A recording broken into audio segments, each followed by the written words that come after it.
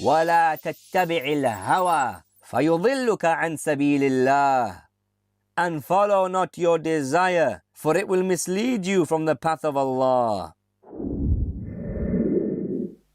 If it's the case that there's no tawheed, it's not possible in any way, shape or form for you, the human being, to experience alleviation of the chest.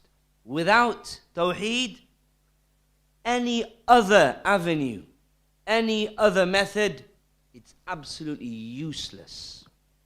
Regardless of what method you adopt, whether it's nutrition. I'm experiencing tightness in my chest right now. I'm experiencing a life that is tight and suffocating and hard. I want to be released from it.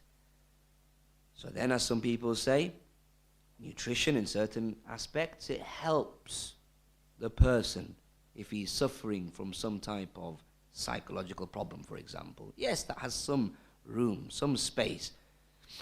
But even if you have the best of nutrition and the best of vitamins and the best of minerals, and you're ensuring that you are not taking any type of toxic food into you're not consuming anything toxic. You're ensuring all the materials in your house, your furniture, none of it is made out of toxic materials, things that could affect the brain. Yes, it does have a place. But even if you had all of that, if there's no tawheed in your life, it's useless. All the effort that you're putting in, it's useless.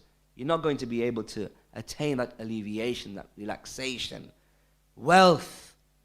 A person may have wealth upon wealth. Millionaire, multi-millionaire, billionaire.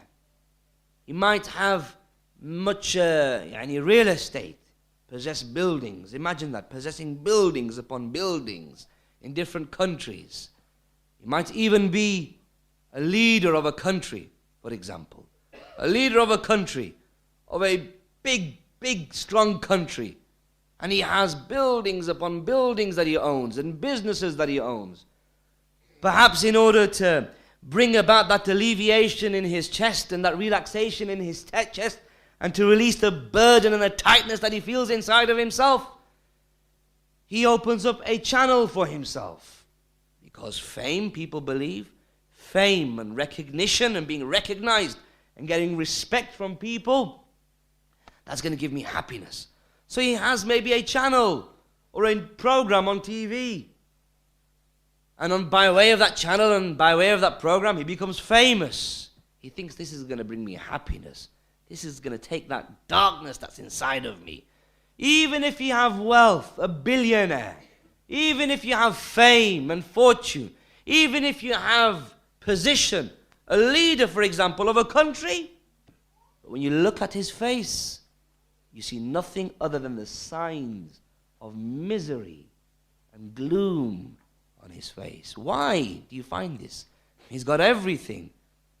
Money, power, status, recognition. But because he doesn't have this thing here, a tawheed, because he doesn't have this in his heart, it's not possible for him to attain any type of alleviation. It's not possible for her to attain any type of relaxation for his chest. So tawheed, that is the main cause.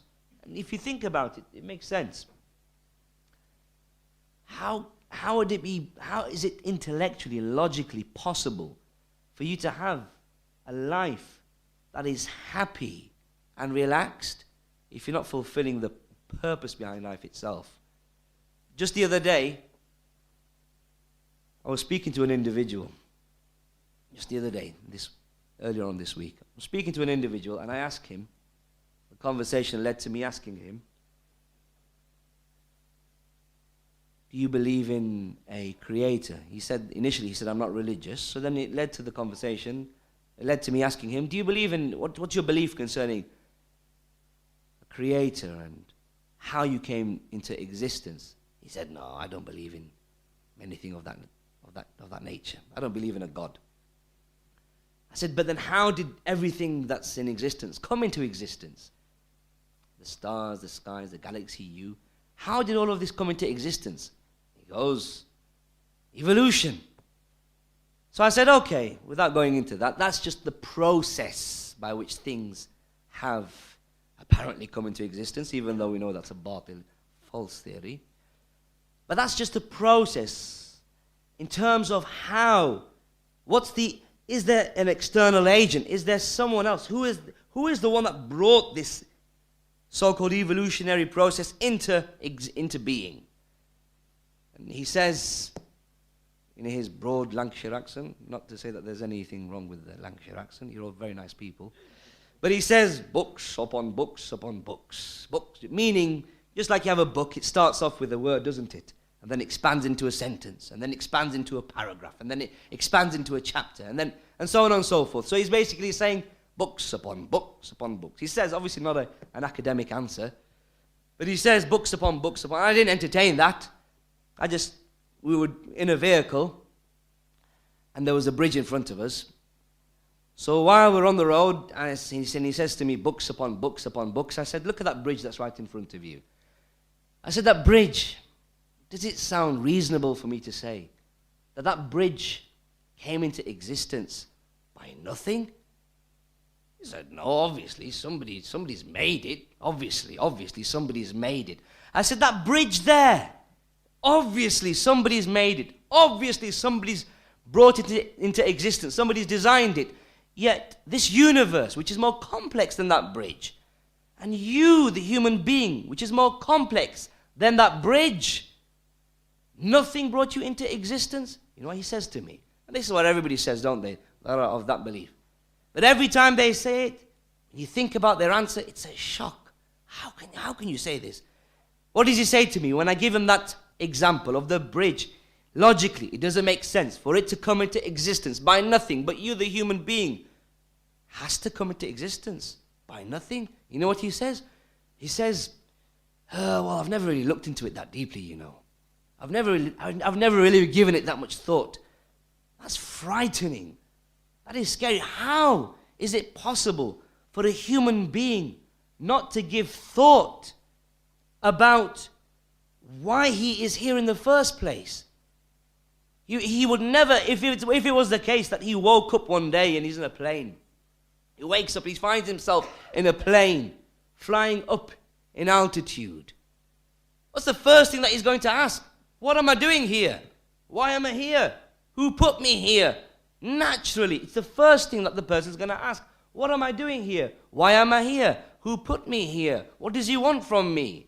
If that person wakes up in the plane and everybody is around him, one person's reading a book, another person's walking up and down the aisle, he says, what am I doing here? Who put me here? They say, just don't worry about it. What am I doing here? Who put me here? These aren't important questions. Just enjoy yourself. Enjoy yourself. Read a book. Have some fish. Go up and down the aisle. Go to the cockpit. See what the pilot is doing. He'd say, you're crazy. Who put me here? What am I doing here? This is somebody who wakes up in the plane. What about the person what about the person who's in this life and he doesn't ask himself? So what do these people do? They engage themselves in the love of this dunya. They engage themselves in running around this dunya, being heedless towards why they are here and what is the reason behind they are here. Why? Because thinking about why you are here, that is something, if a person thinks about it and he ponders about it, it's going to make him realize that there is an external being that is beyond this creation, and I have to give him his due. So these type of people, they live a life where they are heedless as to why they are here. They're blind as to why they are here. There is no tawheed in their hearts, and that is a scary reality to be in. How scary, much more scary can it be than living and not knowing why you're living. Being here and not knowing why you're being here. It's scary. And because of that, these are the people who have the tightest of chests. For that reason, this person who I had to spend, a vast amount of the day with, half or quarter of the day with, we were in a vehicle, and throughout the whole time, this person, he is miserable. 63-year-old man, grandfather, and he's miserable. Anybody that came in front of our way on the road, he was He was uttering that type of foul language that I didn't even know that was possible to be able to produce these type of swear words. He was producing such creative foul language, it was beyond my imagination. A 63-year-old man, if an old woman came in front of the vehicle that we were in, he would end up swearing and what have you. Miserable. What's the reason behind him being miserable? He owned properties. He has different types of vehicles that he owns, trucks and what have you. He goes on holiday to this place, Scotland. He goes sailing and what have you. Nice, cushy lifestyle. However, because of the fact that the primary reason and the primary cause of bringing about peace and alleviation in a man and a woman's chest is devoid in him, because of that, the man was miserable. Allah yahdihi, miserable. So the point being, ikhwan, the point being that Tawheed, that is the primary cause and the primary reason of a chest being expanded.